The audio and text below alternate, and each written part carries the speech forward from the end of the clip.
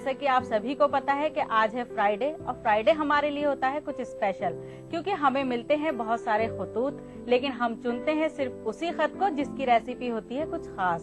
तो वो खास रेसिपी भेजी है हमें दिल्ली से शबाना जी ने। तो आइए सबसे पहले इस्तकबाल करते हैं शबाना जी का। शबाना जी, आपका बहुत बहुत इस्तकबाल है कि आप हमारे स्टूडियो में आई। तो आपने जो रेसिपी भेजी है उसका नाम है झटपट अचार जी। तो आपको कैसा लगा कि आपकी रेसिपी हम यहाँ पर सिलेक्ट हुई? बहुत खुशी हुई कि इतनी सारी रेसिपीज में से आपने मेरी रेसिपीज चुनी। जाहिर सी बात है, तो खुशी वाली बात है ये तो अच्छा भी लगा बहुत। तो शबाना जी, जो रेसिपी आपने हमें भेजी है तो इस रेसिपी को मैं बनाऊंगी या आप बनाएंगी? आप बनाइए, इसे आप बनाइए। तो नाजरीन, जो रेसिपी शबाना जी ने हमें भेजी है उसका नाम है झटपट अचार। तो आइए सबसे पहले नजर डालते हैं उसमें इस्तेमाल होने वाले मसालों पर। हमें चाहिए कटी हुई मूली, नमक, पिसी हुई राई, कटी हुई गाजर, पिसी लाल मिर्च और हल्दी। तो आइए शुरू करते हैं इसको बनाना। सबसे पहले हम एक कढ़ाई लेंगे।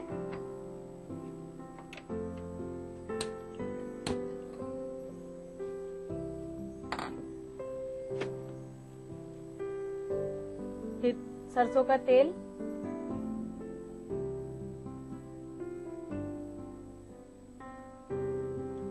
ये सरसों का तेल अचार में जो है हम सरसों का तेल ही डालते हैं।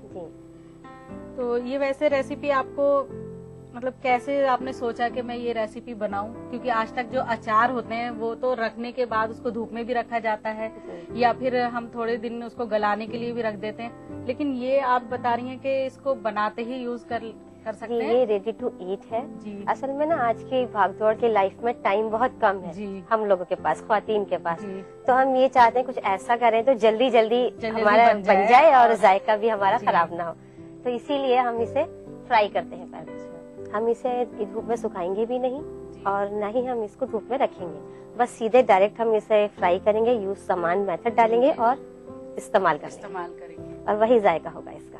तो ये तो बहुत अच्छी रेसिपी है कि अगर आपके पास टाइम नहीं है या आपको जल्दी है और आपको अचार खाना है तो आप फटाफट इसको बनाइए और इस्तेमाल करिए।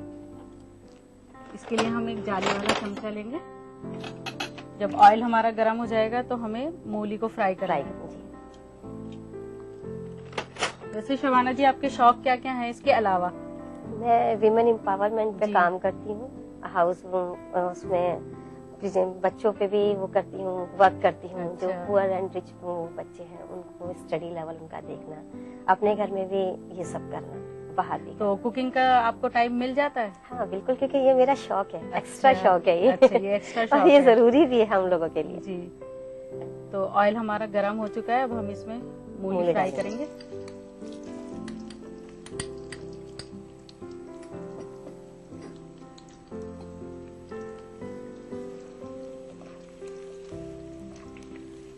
अचार के लिए हमेशा सरसों का तेल ही यूज होता है। जी। तो ऐसा क्यों होता है कि इसका टेस्ट थोड़ा अलग होता है? हाँ, इसका टेस्ट अलग होता है। जो आजकल के तेल हम वो करते हैं जैसे उसमें वो बात नहीं आएगी, फैट फ्री होते हैं। जी।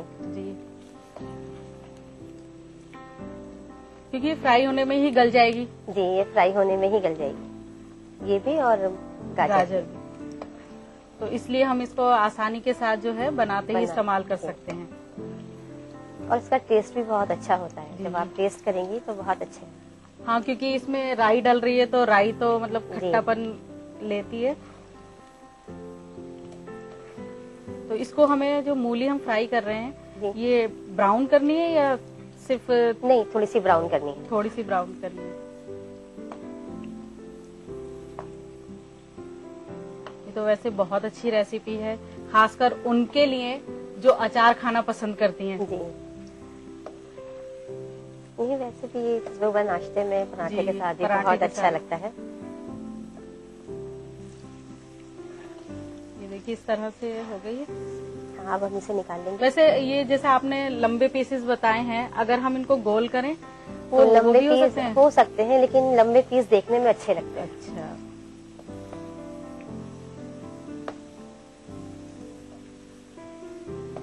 ये तो वैसे बहुत जल्दी बनने वाला अचार है। जी, इसीलिए आपने इसका नाम झटपट अचार रखा है। जी। मेरे ख्याल में अब हमें निकाल लेने चाहिए जी ना? निकाल लेंगे।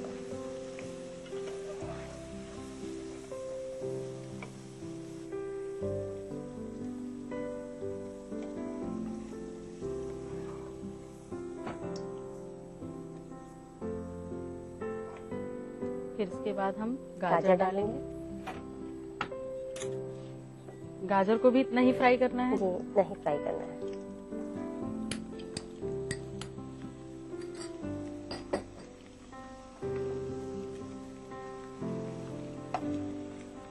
अब आज घर जाकर मैं भी इसी तरह से ये 2 चीजों का अचार बनाऊंगी ताकि कल से ही फिर खाना शुरू कर दे।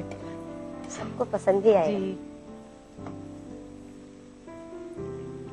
क्योंकि इसमें मैं देख रही हूँ इंग्रेडिएंट्स भी बहुत कम है, जी ज्यादा नहीं है, तो फटाफट बनने वाला अचार है ये।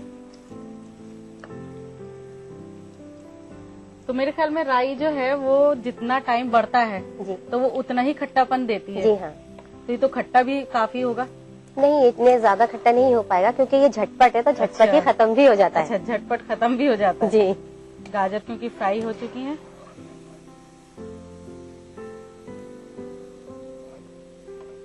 तो वाकई में झटपट बनने वाला अचार है, क्योंकि काफी कुछ तो ये काफी हद तक ये गल चुकी हैं, गाजर भी और मूली भी। फ्राई तो खाने लायक तो ये है ही। जी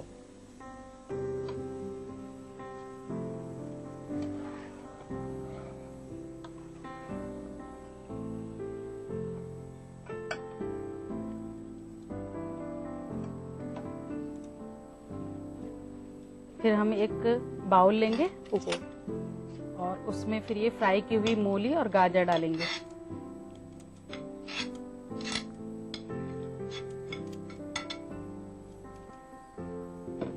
अब इसमें डालेंगे जी, अब इसमें हम टेस्ट के हिसाब से नमक डालेंगे।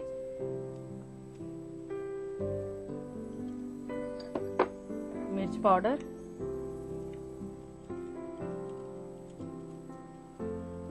फिर हम इसमें थोड़ी हल्दी डालेंगे। शबाना जी, इसमें कलौंजी डाल सकते हैं? नहीं, अगर हम कलौंजी डालेंगे तो वो हमारे मुंह में आएगी। अच्छा, ये जो है रेडी टू अच्छा, ईट वाला है, वो अच्छा। कलौंजी का इस्तेमाल हम जी, तो रखने कलौंजी वाले इसलिए अचार नहीं- में अच्छा, वो जी। रखने वाले अचार में, क्योंकि मैंने देखा है अचार में कलौंजी जरूर जी होती है। बिल्कुल। फिर इसके बाद हम राई डालेंगे। हाँ, आधा चम्मच राई डालेंगे।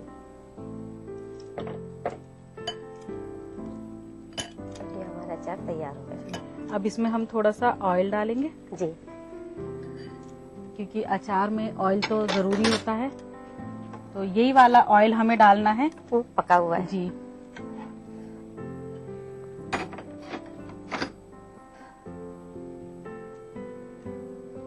ज्यादा ऑयल नहीं डालेंगे, बस 3 चम्मच, और थोड़ा सा इसमें पानी डालेंगे।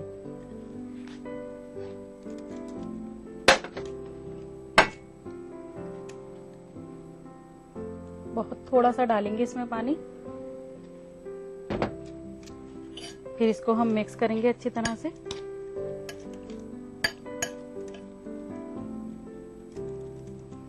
नाज़रीन, अब अचार हमारा बनकर तैयार है। अब हम इसको सर्व करेंगे। सर्व करने के लिए हमें एक सर्विंग बाउल चाहिए।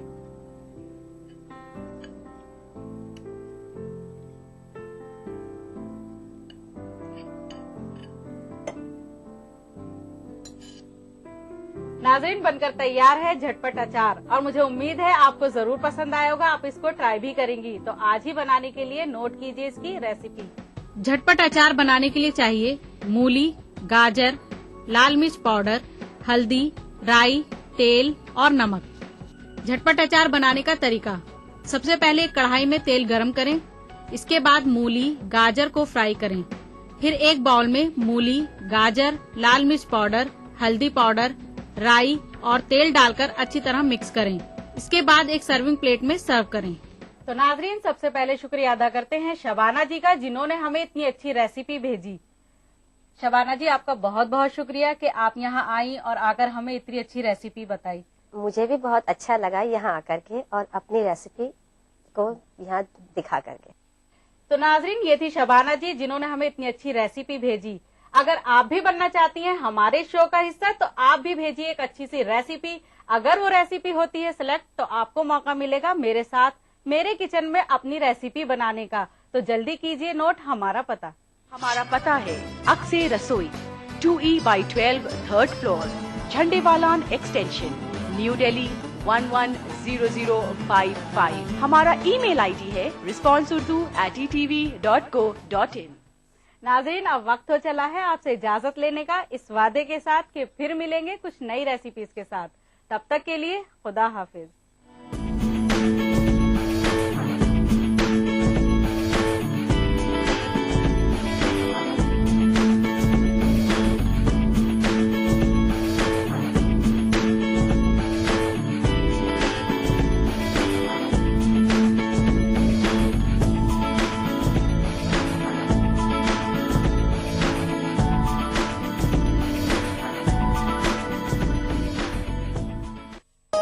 इस प्रोग्राम को पेश करने में ताउन किया बांगर सीमेंट, सस्ता नहीं सबसे अच्छा।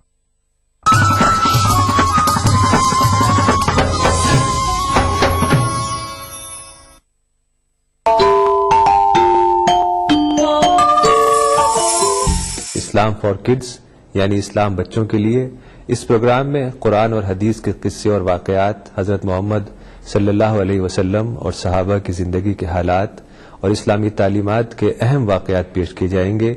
इसमें हमारे लिए सबक है, गाइडेंस है और रहनुमाई का सामान है।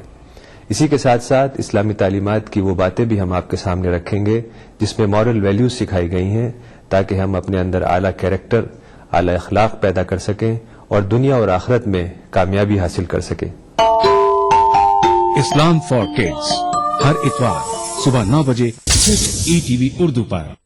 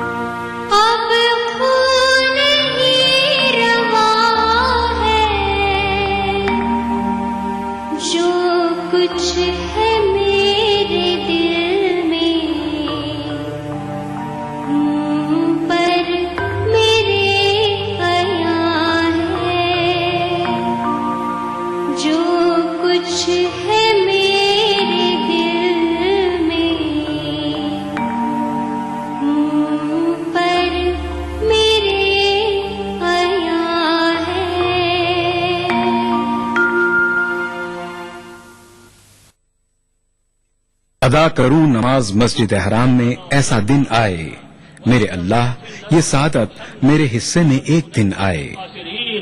रब्बना आतिना फिद दुनिया हसना व फिल आखिरति हसना व क़िना अज़ाबन नार व सल्लल्लाहु व सल्लम अला अब्दिही व रसूलिही नबियिना मुहम्मदिन व आलिहि व सहबिहि अजमईन वल्हम्दुलिल्लाहि रब्बिल आलमीन। अल्हम्दुलिल्लाहि रब्बिल आलमीन अर्रहमानिर रहीम मालिकि यौमिद्दीन इय्याक नअबुदु व इय्याक नस्तईन इहदिनस सिरातल मुस्तकीम सिरातल लज़ीना अनअमत अलैहिम गैरिल मग़दूबि अलैहिम वलद्दाल्लीन। ETV उर्दू पर पहली बार मस्जिद हराम मक्का मुकर्रमा से खुतबा जुमा और नमाज जुमा के रूह परवर मनाज़िर का रास्त टेलीकास्ट हर जुमा दोपहर 3 बजे सिर्फ ETV उर्दू पर। ETV उर्दू पर अगला प्रोग्राम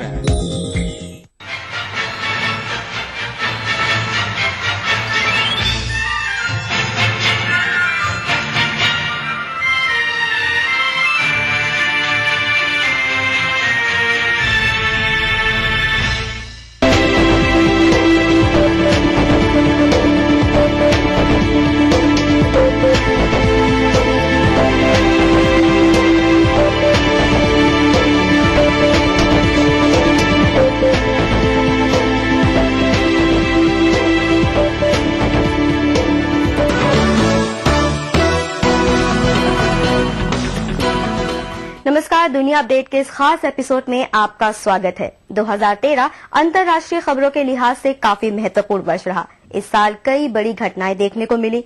अब जबकि ये साल अलविदा कह रहा है और 2014 दस्तक दे रहा है, हम दोबारा जायजा लेते हैं 2013 की बड़ी खबरों का। साल 2013 में जिस खबर ने सबसे ज्यादा सुर्खियां बटोरी वो थी सीरिया में चल रही जंग। ये जंग पूरे साल जारी रही और आज भी सीरिया सुलग रहा है। सीरिया में चल रहा गृह युद्ध अब सिर्फ इस देश तक सीमित नहीं रह गया है। सीरिया के तमाम पड़ोसी देश जाने अनजाने इस जंग का हिस्सा बन चुके हैं। संयुक्त राष्ट्र के आंकड़ों के मुताबिक सीरिया में मरने वालों की तादाद 1 लाख का आंकड़ा पार कर गई है। हालांकि मानवाधिकार संगठनों के मुताबिक ये तादाद कहीं ज्यादा है। इस जंग में रासायनिक हथियारों का इस्तेमाल हो चुका है। इस वजह से अमेरिका ने सीरिया पर हमले का इरादा भी कर लिया था, लेकिन रूस के बीच बचाव की वजह से ये मामला शांत हुआ। Everybody wants no war, but at what cost to humans? Syria के पड़ोसी देशों में भी पूरे साल काफी उथल पुथल रही। यमन में सत्ता परिवर्तन के बाद भी विरोध प्रदर्शन जारी रहा। वहीं बहरीन में क्रांति अपने अंजाम तक नहीं पहुंच सकी। हाँ, मिस्र में जरूर भारी हंगामा देखने को मिला।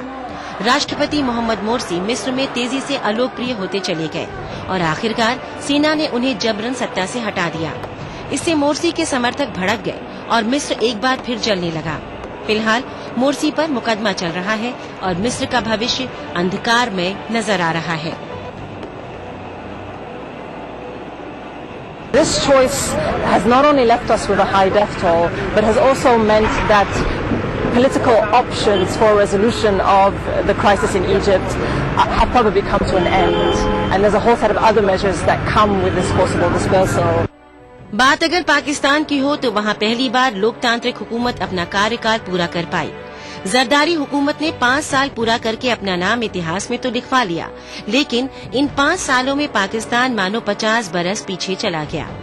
गरीबी, बेरोजगारी और महंगाई में तो कई गुना इजाफा हुआ ही, साथ ही तमाम देशों में आतंकवाद बांटने वाला पाकिस्तान खुद ही आतंक की गिरफ्त में आ गया। पाकिस्तान द्वारा अमेरिका की मदद करने से नाराज तालिबान ने पाकिस्तान में जमकर कहर बरपाया। साल 2013 में टारगेट किलिंग और आत्मघाती हमले मानो रोजमर्रा की बात बन गए पाकिस्तान में। पाकिस्तान के पड़ोसी मुल्क अफगानिस्तान के लिए 2013 खून खराबे और हिंसा से भरा साल रहा। इस साल सिलसिलेवार बम धमाकों ने काबुल और अफगानिस्तान के दूसरे शहरों को कई बार दहलाया। तालिबान की ताकत के आगे कई बार नेटो फौज भी बेबस नजर आई। पिछले महीने ऑस्ट्रेलिया ने वहां से अपने सभी सैनिक वापस बुला लिए और बाकी देश भी ऐसा ही करना चाहते हैं। इस बीच अब तक ये साफ नहीं हो पाया है कि नेटो फौज का कुछ हिस्सा 2014 के बाद अफगानिस्तान में बना रहेगा या नहीं। अफगानिस्तान में लगातार हो रही हिंसक घटनाएं साफ तौर पर ये संकेत दे रही हैं कि 2014 के बाद भी मुल्क में विदेशी फौज के रहने की जरूरत है। अमेरिका इसके लिए तैयार भी है और लगभग 10,000 फौजियों को अफगानिस्तान में ही रोकना चाहता है, लेकिन करजई ने सारी जिम्मेदारी अगले साल बनने वाली नई हुकूमत पर डालकर अपना पल्ला झाड़ लिया है। इस बीच अफगानिस्तान का आम आदमी, खास तौर पर महिलाएं, तालिबान के संभावित खतरों को लेकर बहुत डरी हुई है। मैं चाहती हूँ कि नेटो फौज अभी यहाँ बनी रहे। मैं घर से बाहर निकलकर अपना काम जारी रखना चाहती हूँ। मुझे खुशी है कि मैं अभी ऑफिस में काम कर पा रही हूँ, लेकिन अगर यहाँ हालात खराब हुए तो उसका सबसे पहला खमियाजा हमें ही भुगतना पड़ेगा। अफगानिस्तान के बाद अब बात करते हैं नेपाल की। यहाँ पुरानी संविधान सभा अपना कार्यकाल पूरा नहीं कर सकी और नई संविधान सभा के गठन के लिए दोबारा चुनाव हुए। चुनाव के नतीजे चौंकाने वाले रहे और नेपाली कांग्रेस सबसे बड़ी पार्टी बनकर उभरी। इससे नाराज माओवादी मुखिया प्रचंड ने चुनाव में धांधली का इल्जाम लगाया। माओवादियों की नाराजगी से ये खूबसूरत देश एक बार फिर अनिश्चितता के भंवर में फंसा नजर आ रहा है। If some political parties are not satisfied with this process, if they have allegations, they must, as every citizen, come up with the evidence of what they are saying, and they must use the legal ways. Nepal के अलावा SAARC के एक अहम सदस्य बांग्लादेश के लिए ये साल काफी असमंजस भरा रहा। प्रधानमंत्री शेख हसीना और विपक्षी नेता खालिदा जिया के आपसी टकराव का खामियाजा पूरे देश को भुगतना पड़ा। 1971 में बांग्लादेश मुक्ति संग्राम के दौरान हुए युद्ध अपराधों के लिए कई बड़े नेताओं पर मुकदमा चलाया गया। इनमें बहुत से कट्टरपंथी पार्टी जमाते इस्लामी से संबंधित है, जो कि चुनावों में खालिदा जिया की सहयोगी है। अदालत ने जमात के कई नेताओं को फांसी की सजा सुनाई।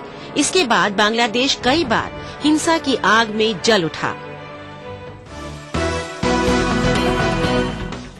अगर शेख हसीना को पूरे साल विरोधी पार्टियों से जूझना पड़ा तो वहीं श्रीलंका के राष्ट्रपति महिंद्रा राजपक्षे भी तमाम पश्चिमी देशों के निशाने पर रहे। खासतौर पर अमेरिका, ब्रिटेन और कनाडा ने तो उन्हें खूब खरी खोटी सुनाई। दरअसल ये देश तमिलों के साथ हुई ज्यादती को लेकर खासे नाराज हैं। उनके मुताबिक निर्दोष तमिलों के हत्यारे आज भी खुलेआम घूम रहे हैं, क्योंकि राजपक्षे नहीं चाहते कि उन्हें सजा दी जाए। श्रीलंका के मजबूत राष्ट्रपति महिंद्रा राजपक्षे के लिए साल 2013 काफी चुनौती भरा रहा। पश्चिमी देशों और संयुक्त राष्ट्र ने श्रीलंका के राष्ट्रपति पर वॉर क्राइम से जुड़े कई संगीन आरोप लगाए। तमिलों की हत्याओं को लेकर भारत और श्रीलंका के बीच साल भर तनाव बना रहा। राजनीतिक मजबूरियों के चलते प्रधानमंत्री मनमोहन सिंह को श्रीलंका का दौरा तक रद्द करना पड़ा। कूटनीतिक लिहाज से ये भारत के लिए सही नहीं कहा जा सकता। हालांकि तमिलनाडु की सियासी पार्टियां अभी भी हुकूमत के रवैये से नाराज हैं, क्योंकि उनकी श्रीलंका के तमिलों के साथ गहरी हमदर्दी है। We cannot see that there's been made any progress whatsoever since Rajapaksa has been given this very special position of hosting the Commonwealth Summit. If he is now going to be the Commonwealth Chair for the next 2 years, what a bitter irony given he would have oversight of promotion of human rights in other countries when there's such a dismal track record at home. जहां एक तरफ श्रीलंका के राष्ट्रपति महिंद्रा राजपक्षे लगातार अपनी जिद पर कायम रहे, वहीं ईरान के नए राष्ट्रपति ने आते ही लचीला रुख अपनाया। न्यूक्लियर क्षमता हासिल करने के लिए बेचैन ईरान के राष्ट्रपति हसन रूहानी ने पश्चिमी देशों के साथ बरसों से चले आ रहे गतिरोध को तोड़ा और जिनेवा में हुई महत्वपूर्ण बैठक में ईरान और P5+1 देशों के बीच समझौता हो गया।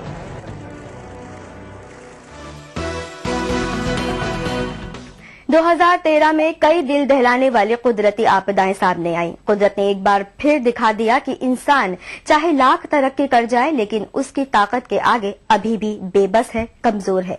इन आपदाओं में लाखों लोग हादसों का शिकार बने। आइए डालते हैं कुछ बड़ी कुदरती आपदा पर एक नजर। 8 नवंबर को आए तूफान हयान ने फिलीपींस में जमकर कहर बरसाया। इस तूफान में 6000 लोग मारे गए और 36 लाख लोग बेघर हो गए। भारत में भी तूफान फैली ने दस्तक दी। हालांकि बेहतर तैयारियों की वजह से ज्यादा बड़ी तबाही नहीं बरपा हुई, लेकिन उत्तराखंड में भयानक आपदा आई। सबसे ज्यादा तबाही केदारनाथ में बरपा हुई। यहाँ पे 150 के आसपास गाड़ियां फंसी है और काफी लोग परेशान हैं। यहाँ पे यात्री ऊपर से आने वाले और जाने वाले सभी परेशान हैं। बात अगर अर्थव्यवस्था की हो तो यूरोप के तमाम देश मंदी के भंवर से उबरने में कामयाब रहे। हालांकि यूनान इस मुसीबत से पार नहीं पा सका। भारत की अर्थव्यवस्था के लिहाज से ये साल कुछ खास नहीं रहा। डॉलर के मुकाबले रुपए में कई बार रिकॉर्ड गिरावट दर्ज की गई। ऐसी आशंका जताई जाने लगी कि कहीं भारत को दोबारा सोना ना गिरवी रखना पड़े। महंगाई और मुद्रास्फीति ने आम आदमी को खूब रुलाया।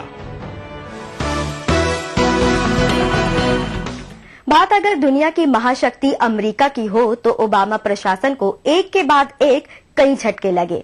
अमेरिका चाहकर भी सीरिया पर हमला नहीं कर सका। इसके अलावा एडवर्ड स्नोडेन ने अमेरिका के गोपनीय जासूसी कार्यक्रम प्रिज्म का खुलासा करके अमेरिका की रातों की नींद उड़ा दी। खुलासे में ये भी पता चला कि अमेरिका ने अपने सहयोगी देशों की भी जमकर जासूसी कराई थी। इस साल अमेरिका कई बार अपनी हेकड़ी दिखाने में नाकाम साबित हुआ। जहां एक तरफ उत्तर कोरिया ने उसे कई बार आंखें दिखाई, तो वहीं दूसरी तरफ ड्रोन हमलों से नाराज पाकिस्तान ने नेटो सप्लाई के रास्तों को बंद करके अमेरिका को चुनौती दी। भारत ने अपनी राजनयिक देवयानी खोबरागड़े से हुए दुर्व्यवहार पर अमेरिका को आंखें दिखाई। वहीं सहयोगी देशों ने अपनी जासूसी कराए जाने पर अमेरिकी राजदूतों को तलब किया। अमेरिका न तो विकीलीक्स से खुलासा करने वाले जूलियन असांज को हासिल कर सका और न ही एडवर्ड स्नोडेन को। My continued expectation is that Russia or other countries that have talked about potentially providing Mr. Snowden asylum recognize that they are part of an international community and that they should be abiding by international law.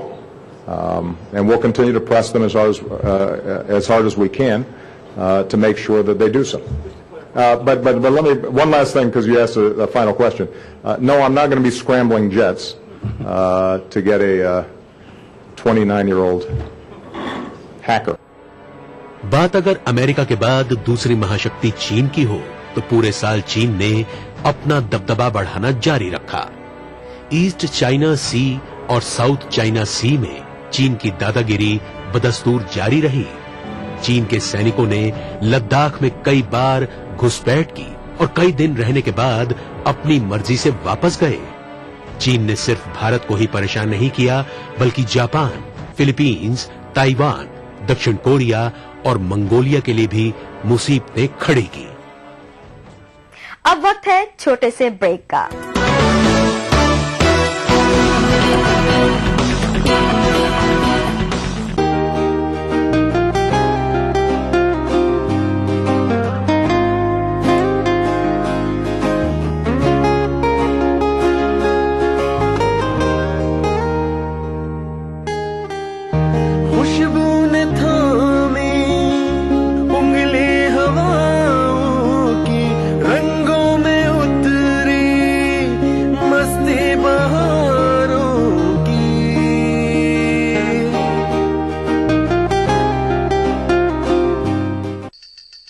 भागती दौड़ती जिंदगी में खबरों की कोई कमी नहीं, लेकिन हम आप तक पहुंचाते हैं सिर्फ वो खबरें जिसमें ना है कोई जानिबदारी, ना ही सनसनी।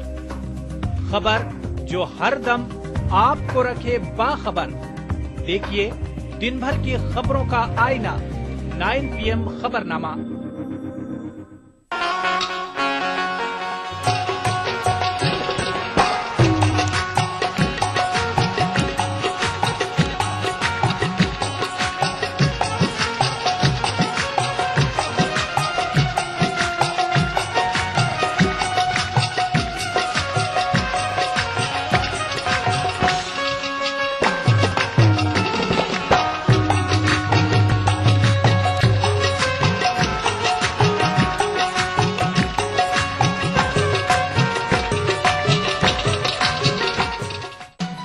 दक्कन की हर छोटी बड़ी सरगर्मी पर हमारी नजर, लेकिन आप तक पहुंचाते हैं सिर्फ वो खबर जो करे आपको बेदार।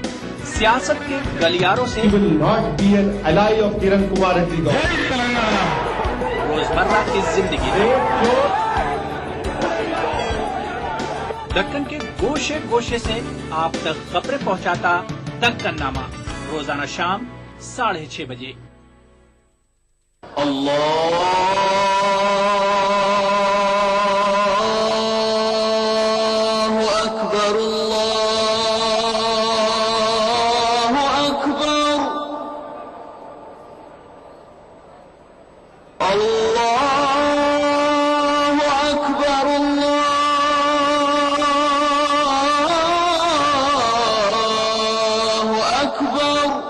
मस्जिदुल हराम से नमाज फज्र देखिए रोजाना सुबह 5:30 बजे सिर्फ ETV उर्दू पर।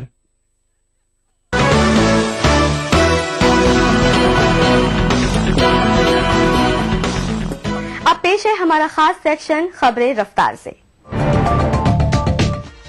पाकिस्तान के भूतपूर्व फौजी शासक परवेज मुशर्रफ की मुश्किलों का कोई अंत होता नजर नहीं आ रहा।